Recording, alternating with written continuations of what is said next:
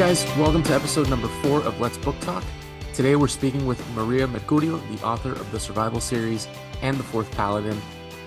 This was such a great episode. We talked about so many different things, from her inspirations and influences from authors like Tolkien and Jane Austen, to how great TikTok and Book Talk has been for authors to get their work out there and connect with new readers.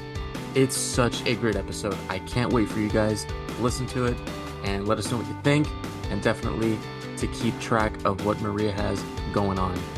For the video watchers, I guess I should say, this portion is obviously not in video. Had some issues with the camera settings and whatnot. But anyway, guys, I hope you enjoy the episode. So without further ado, here's my conversation with Maria Mercurio. Enjoy. So I start off the show the same way every time, because I feel like the first couple questions are really great to kind of see where your, passion for storytelling comes from. So, Yeah. Let's start there. Where did you develop that passion for storytelling?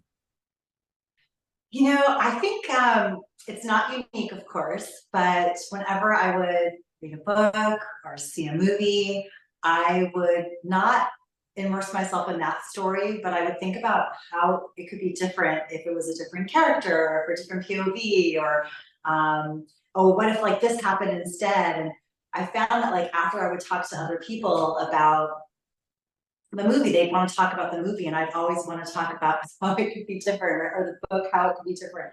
And I think that those are the people that are the storytellers, and I see that from all the fan fiction that is so popular now. It's those people that want to tell the story, and sometimes you springboard off of other ideas before you can create your own, worlds and universes on your own. And so that's early on. I could tell that, I thought not unique, but definitely different than some other people did when coaching, looking at story. Do you remember what book you read that maybe gave you that idea of like, man, I really like this, and I think at some point I would want to tell a story like this, or I would just want to become a writer? Yeah. Oh gosh. Junior high would be when I started reading Tolkien and Lord of the Okay. Rings. And wow, I just fell in love with the world and just how immersive it was and how amazing. But it's very structured and very rigid, and it's perfect for what it is. It's a classic, but Mhm. you would think like, oh, how can I take something like this and modernize it? How could I be a part of this world, or how could my characters be a part of this course? And Yeah. definitely Tolkien was the first dive into. What was it about Tolkien's writing that really spoke to you? I think it was the first time that anything felt so epic. Mm. I've read a lot of various books from more modern writers, and when I was younger, and it felt fun and like the difference between seeing like the Academy Award Best Picture and, a comedy movie. I love the comedy movies, but Mm.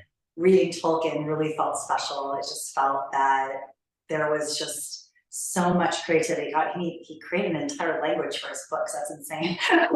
Yeah, So it's just, it was well crafted, and I could appreciate it even then. that's awesome. And you bring up a great point. When an author like that, it's so ambitious to set out to not only create an entire world, but then you create the history, you create the language, you create all of Yeah. this stuff that makes it feel like, when you're reading it or even when you're watching the movies, you have to remember, okay, this didn't happen in real life. This isn't an actual history, but it feels like that. He's Um, amazing. Yeah. yeah, and as an author yourself, like, do you ever, while you're in the writing process, do you ever get sucked in as much as you do as a reader when you're crafting your story? And sometimes you have to be like, wait, this is a story that I'm creating. This isn't actually like, happening in real life. Yes. I have to be cognizant of when I'm writing something that's a little darker or a little scary or sad, really sad. It sits with me a while. And my kids or my husband will just be out somewhere, and the book will still be percolating in my brain. And they'll be like, is everything okay? Are you okay? Mom, are you okay? I'm like, I'm fine, fine, fine. It's just, it's it's make believe. I'm good, guys. Nothing's wrong, Yeah. but it definitely will sit with me. Or I'll just like laugh at something that I would think about to put in the book, and it's an inside joke because I have not told anyone what book I'm writing or working on at the time, and so they just think I'm slightly strange, but it's okay. I work with it. Yeah, being slightly strange is okay in my book. That is, I mean, it works for writers. yeah. So let's actually pivot and talk about some of your work. Okay. So you have the survival Oh no, series. I wanted to add one more Oh thing yeah, go though. for it. When we were talking about, so there's really two for me. The Tolkien was one, but ultimately my favorite author of all time is still going to be Jane Austen.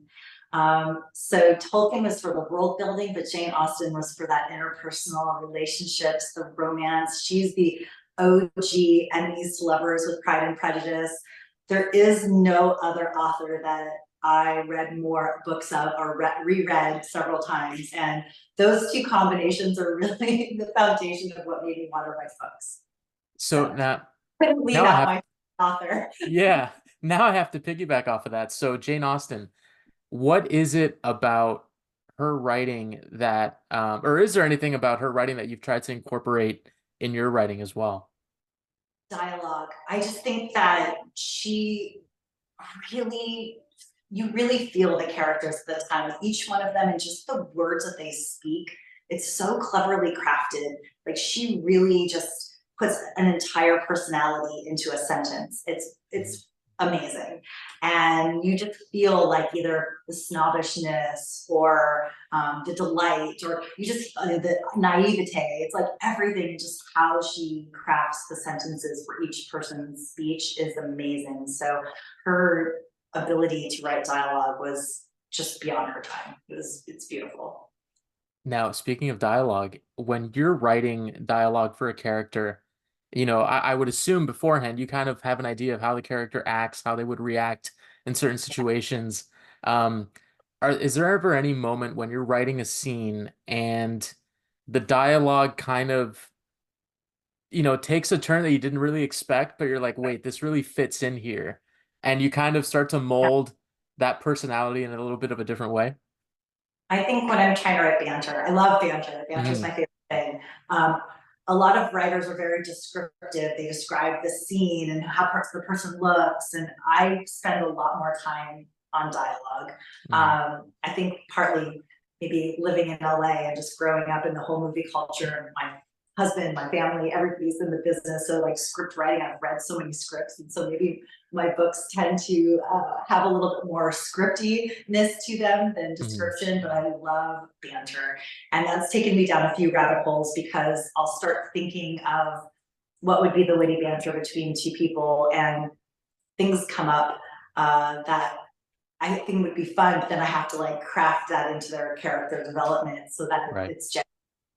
Yeah, and that's one of my favorite parts about reading too is the banter.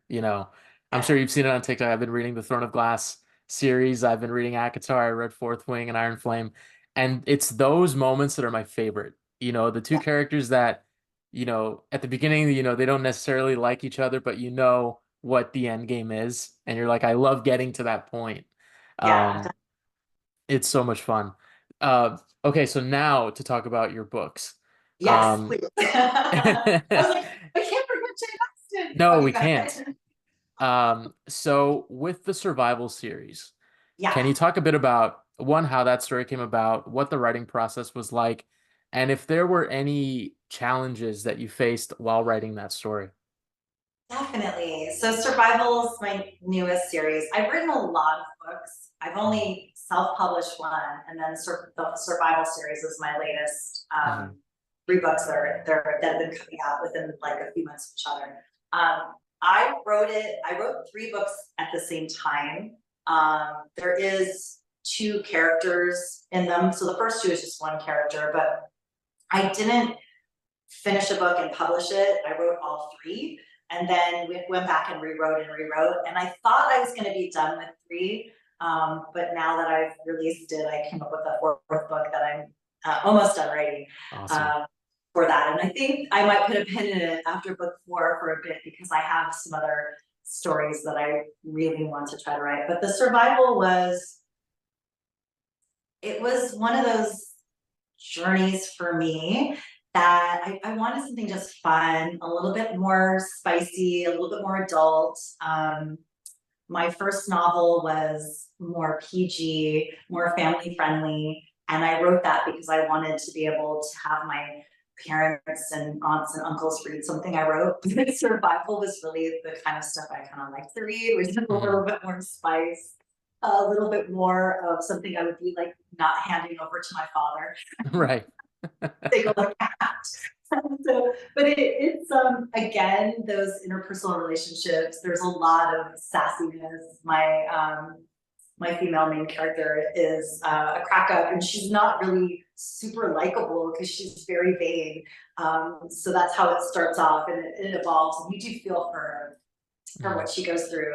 But you start off like kind of like rolling your eyes at her, and I like that. I like that she isn't just this doe-eyed sweet girl. She really is kind of a hard edge. Yeah. So when you were writing that story, how did you kind of lay it all out? Like, did you focus on character first? Did you focus on, where was the story going to go? Like, how did that all come about?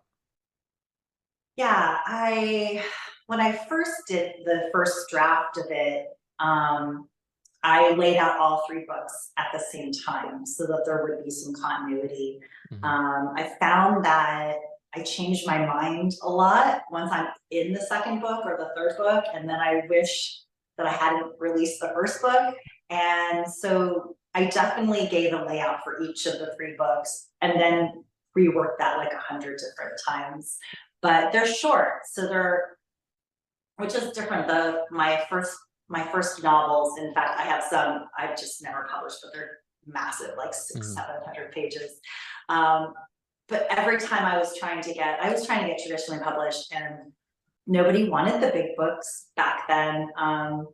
And I had just shelved them. And so now it seems to be gaining popularity. So I might be taking them down, dusting them off, and doing some reworks on some of those books. But nobody really wanted them. And it was really hard to find a market for those big, large novels. And so Survival is short and sweet. And it's like something you can read. And each book is something you can read in a few days and have it off of your TBR like that. Yeah. So that's what I was going for.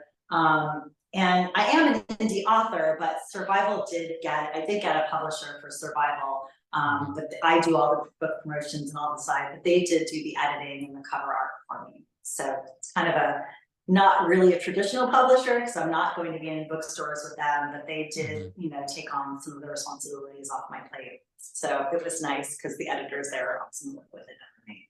That's awesome. That's really awesome. Because I know that there have been a lot of people, in fact, a couple of authors that I've spoken to already, where they're kind of doing everything, Yeah. from start to finish, it's all them. So I wanted to ask you, like, what has it been like when you're doing like the book promotion, the marketing, and all that stuff? How has that process been for you? Like, has it been challenging? Has it been a little easier? What's that been like? No, I think it's really hard to put yourself out there. It's really difficult to think about a new way to market your book. Mhm. I don't make any money selling books. This is something that I do just because I love it so much. It is challenging. There's a lot of money that you have to spend in order to not make any money. So it's just one of those things like, how much do you want your work to get out there? How much do you want it to be read? How much do you Mhm. want to be able to interact with your readers? And that desire for an indie author is something you have to weigh in pennies because it adds up really fast. And that's why I was super grateful that this Royal series did get picked up. So I didn't have to pay for a lot of other things. So I could put a little nut aside for marketing expenses because So they go fast. yeah, they do. I'm in PR myself, so I've worked with a lot of clients that when they first come in, they're like, "Oh, what budget should I have?" And like, they have this massive project, and I'm like, "It is not as cheap as you think it's gonna be," especially if you want it done right. But at the Yeah, same token, you don't want to overspend and then you don't get what you were looking for. yeah. Um, The return on investment is normally something that is a personal return instead of a financial one. right, exactly, Yeah. exactly. Now, um, on the same token, I think that TikTok has created an avenue Yeah, for a lot of authors to really get their work out there to a huge yeah, audience. Um, and I want to ask you, since you've been on TikTok, like, have you seen that for yourself at work? yeah. I shelved some books because I was having a really hard time figuring out how to get an audience for them. So when I wrote Fourth Paladin, which is a much different, like demon slaying, world building kind of book, I did everything myself. Although I have to say, my husband is an amazing artist, so he did do the cover art for me. But besides that, publishing it, getting the books made, shipping them, like everything. I was just a one-woman show, Mhm. and it cost me like $6,000 to $7,000 just to get my book out there. And over time, that just added up super fast. Paying an Yeah. editor, paying for all these things that you want to do to make sure it's right, and it was very expensive. So this time around, having TikTok as an avenue really changed things because all of a sudden you have direct access to readers. Mhm. And yeah, there was Facebook and there was Instagram, but it's really those algorithms. And I know we complain about the 300 or the 200 TikTok jail, which does happen, Yeah. but it's not the same as on Facebook and Instagram. You will only ever get seen by like 5 people unless you pay, and it's tough. So yeah, my Facebook and my Instagram are like hardly any followers at all. Where on TikTok, I just started TikTok. Um, I think I started it in August of Mhm. 23, and I already have 5,000 followers. Yeah. It's totally a different ballpark, and reacting and being able to talk to them, and it's just so interactive and such a positive experience too. I love how people are supporting indie authors, but they're also supporting, hey, it's okay to read things like this, and it's okay to read Right. things like this. There's no judgment. Let's just like do what we love. Oh my god, it's truly a great experience. Yeah. And it's such an interesting thing because you go to a site like Twitter or X, whatever anyone wants to call it now. Um, it's such a different environment where I think it's so much more hostile on a platform like Twitter because it's like the Yeah, Wild West, to be honest. Um, whereas TikTok and Book Talk, especially, it really does feel like a really great community. And I'm sure you'll have your little pockets here and there where the drama will ensue. yeah, But for the most part, it's like we're all in the thing together. yeah, Everybody's, reading the same things. They're, shedding light on other titles that otherwise wouldn't have had any eyes on them. Um, absolutely. so what has that been like for yourself as just a user, seeing all this stuff, going on? And then does that give you ideas for the upcoming books that you're working on, maybe a different marketing strategy? Yeah, it's so funny because all the ACOTAR stuff, I read that before I ever got on TikTok. Mm, I'm such a voracious reader. I'm always out there reading. I had no idea. Wow, I had no idea that fan following. Once I got on TikTok, I'm like, oh my gosh, and I didn't know that she had other stuff. I didn't know about the in class until I yeah. did. So through TikTok, I kind of realized like, whoa, there is a market for larger novels that are fantasy based, and all the things that I was told by publishers are not desirable right now, are Hmm. on Book Talk. And those are the things that I really love writing. Those are, like I just said, I'm taking my Tolkien world and mixing it with my Jane Austen. That's Yeah. what I want to write. Those are my passion. Those are my passion pieces. And so I found myself writing more for what I thought would get read versus what I really wanted to write. And then when I got on TikTok, I realized, oh my God, I can write what I want to write. And people will at least give it a shot. They'll at least hear about the story and they'll put it on their TBR. And I've been seeing people, talking back and telling me how it's been and how they've enjoyed it, and things that they wish they could see in future books. And oh my, it's been awesome. It's been really great. That's awesome because, you know, I've always said that I think authors are probably one of the more creative types out there because you're really creating everything from scratch. You know, there's nothing like it. And I was talking to another upcoming guest on the podcast about, I have a journalism background. So my writing is everything is sort of there. I just have to synthesize it. I have to talk to the right people, get the story in as concise of an order that somebody will read it and not just click off the tab, immediately. But when attempting to write a story, I'm just like, man, I have no idea what I'm doing. And it's such a hard process. So I wanted to ask you, like, what is that like when you're getting ready to write a story? Do you have like a mental process that you kind of follow to get yourself in the zone, or is it pretty swift and easy for you to kind of say, okay, this is what I'm going to do, and I'm just going to dedicate as much time as I need to do it?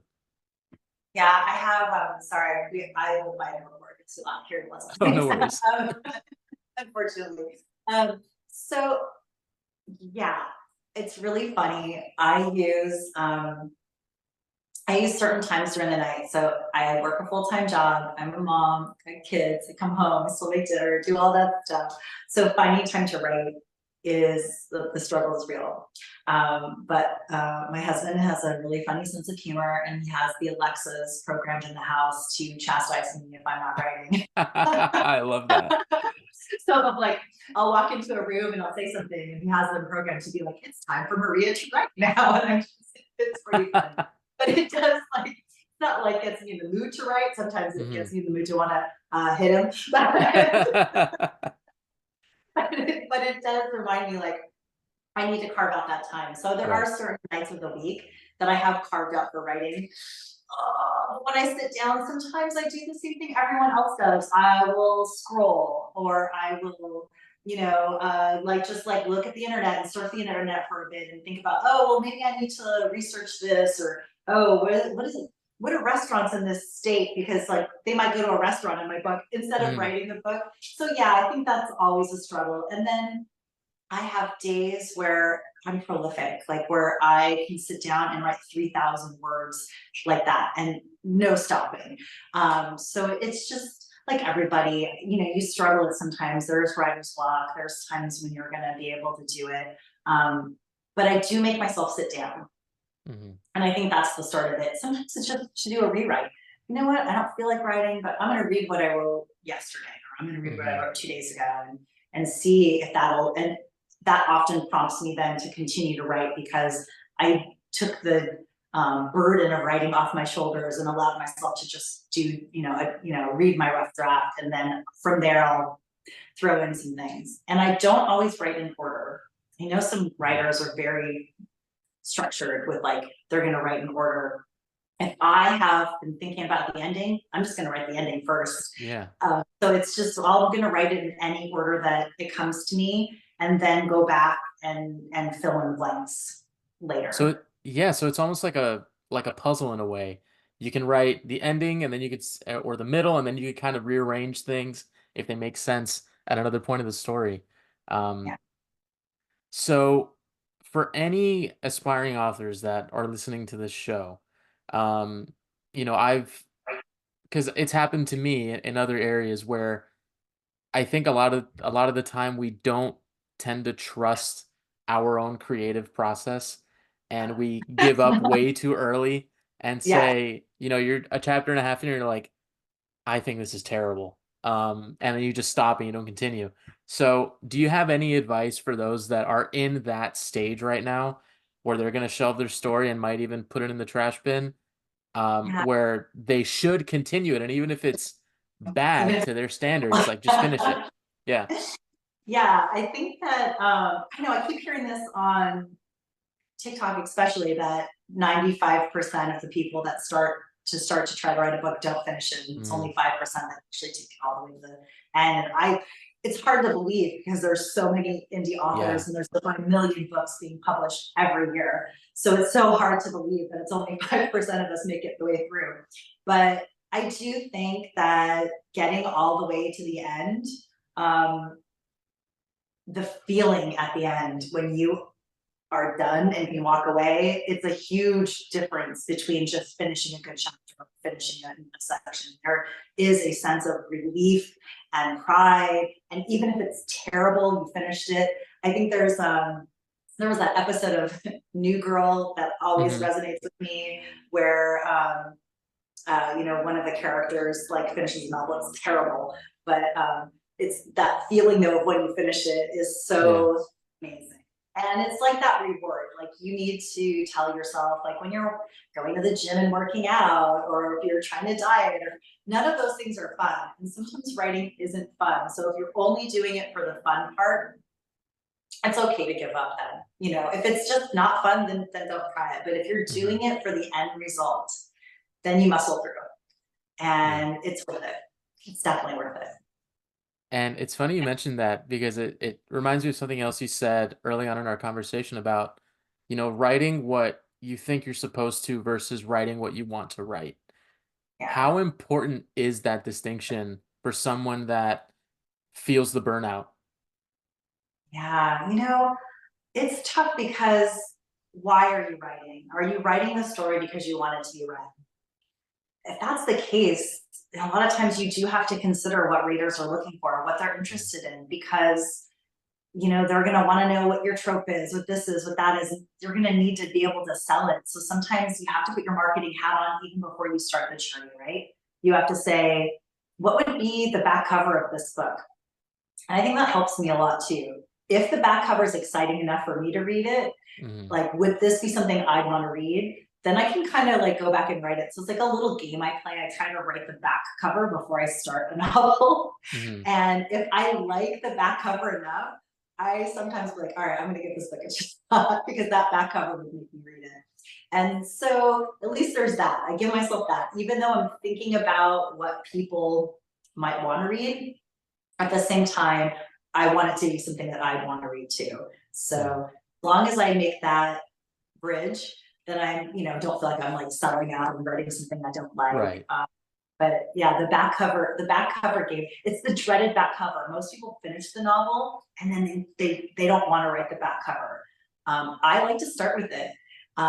So it's a very different take on like, okay, if I opened it up on my Kindle and was flipping through and I read this, would I be excited and want to not just put it on my list, actually read it right then and there? Okay, then that's a book I should write. That's really interesting. Have you found that like helps you to the point where, it kind of gives you a clear path going forward when you start it that way? It does. It does. You always want to leave a little mystery in the back cover. You don't Yeah. want to give the story away, but it's enough to have that gem of what the main core part of the story is going to be. And I've done it. That's what made me is that's why I'm writing the fourth series, or the fourth of Mhm. my survival series, is because I wrote the back cover for it, and I was like, "Yeah, I gotta write That's it." awesome. Do you see an end like to that series like with the fourth book, or do you think it might go into five, six, seven and just kind of be open ended? Yeah, it's pretty open-ended. There's a lot Okay. of characters. I definitely finish with certain characters, and then they can become sub-characters in future books, but it's definitely an open-ended. It's why I made it as a series, because it is shorter. Had I wrote the big, massive 600 pages, I Mhm. probably would be like, yeah, three and done. But, Right. these are like 200-page books, so they're fast. So you Yeah. get through them pretty quick. So it's a little different. Awesome. Well, I'm gonna give you a chance now to sort of give your elevator pitch to readers who might be thinking about reading the series, and you could tell them why they should read it. Sure. Okay, well, the new one that's out is Survival, and there's two books out already, which is the first one is Survival, the other one is Packed for a Lifetime. And then my third book is coming out on Valentine's Day, which is Miles Away from Home. They are a dark paranormal romance series, so you have to like a little walk on the darker wild side to read them. Definitely 18 over. Right. Um, the first two books are from my female character's perspective, and then the third book is the villain in the first two books. It's his perspective. So that one's probably one of my favorite books because I haven't ever written an entire book from a male point of view before, And so that was fun. And I liked it. My husband hasn't read that one yet, so I'm curious what his take will be. He likes to wait till they come out on their release date to read them. So we'll see if he thinks I'm far off. But my editor loved it, so I'm going to go with that. Awesome. Those are fun. So the third book is my morally gray character's perspective on everything, and it's a fun read too. So, and then the fourth book will be. I'm going to try to get it out this year so that I can move on to my next books. But they're all a little darker, little cool. spicier, a little darker. So you have to enjoy that kind of stuff. Awesome. Is there anything you could tell us about the book that you're going to be working on soon, or are you going to keep all those details under wraps for now? Under wraps for now. No, that one's kind of fun. It's a take on like a Gaelic Viking story. Okay. But a complete world build. So it's going to feel similar. It's going to feel like certain parts of the world, but it's going to be renamed. But there's going to be influences in it, and I always like a good demon magic takeover kind of thing. So it'll have a lot of elements of that. I wrote this book before. It's actually the first book I've ever written, and I had it printed and done, and I shelved it for years. And so I came back because of Book Talk. I came back and I started reading it again, and I was like, it just needs to be modernized. And I wrote it in third person. And everyone seems to really like first person right now.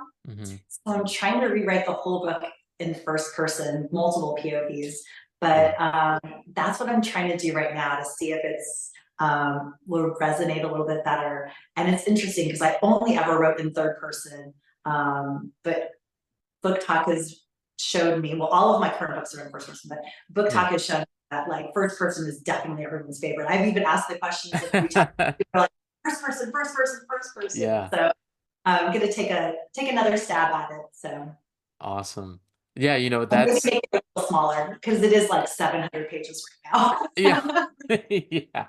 Well, that's what I was gonna say. Like books, like I just bought the 3 Crescent City books, and I'm like, every Throne of Glass book gets bigger and bigger and bigger, and I'm like, I'm dying for just a 300-page quick read, and I'm like, okay, 800 pages, 804 pages. Now I'm gonna have another, I saw your posts on that. They're like daunting. Yeah. That's how it feels every day. Oh, it's so crazy.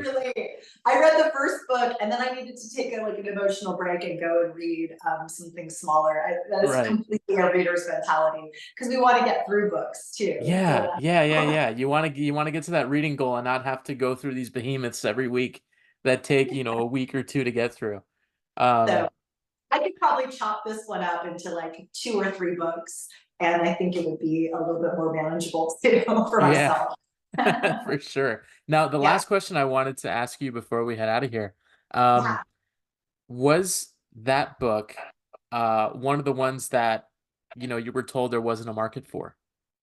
Yes, it was. So I did try to take that, but again, this was like maybe 10 years ago, maybe 12 years ago now, and they were just, this isn't the kind of book that people want to read right now. But then now it's exactly what is popular. It's that whole fantasy and romantasy and all that stuff is really popular again. And so it's worth a brush off because it's still my favorite story that I've ever written. So I'm hoping it might take me more than a year, but I'm hoping that I can rework it and then maybe have 3 smaller books out of it. And that would be awesome. Awesome. Well, I'm really excited to read that one because that sounds like something that's right up my alley. So Maria, thank you so much for coming on. I really appreciate it. Before you go, of course, I'd love to have you back once that book is ready and we can talk about it. So before you go, if you can tell people where they can find you online, where they can support you, and where they can find your work. I have a website, so mariamercurio.com. I know some people struggle with my last name. I won't pronounce it like it should be. I'm pronouncing it for the US and Canadian audience. So it's like the planet, Mercurio, Mercurio. It's not Mercurio, you don't have to say it that way. Yeah. So on TikTok, Maria Mercurio, author, if you want to follow me. And there's a link tree there that shows you where all my books are. And right now, actually, on Kindle, the Fourth Paladin is free download for the next 5 days. So if you want to check out that book for free, it's up. Perfect. Well, Maria, thank you so much. I really appreciate it. And everybody listening, you guys know what to do. Go out and read Maria's work. Leave those reviews on Goodreads and anywhere you can. And keep your eyes. Absolutely. Yes. Absolutely. And also go follow her on TikTok and, keep your eyes open for anything else she has coming down the line. Once again, guys, thank you so much for listening, and we'll talk to you all soon. Thank you. Bye.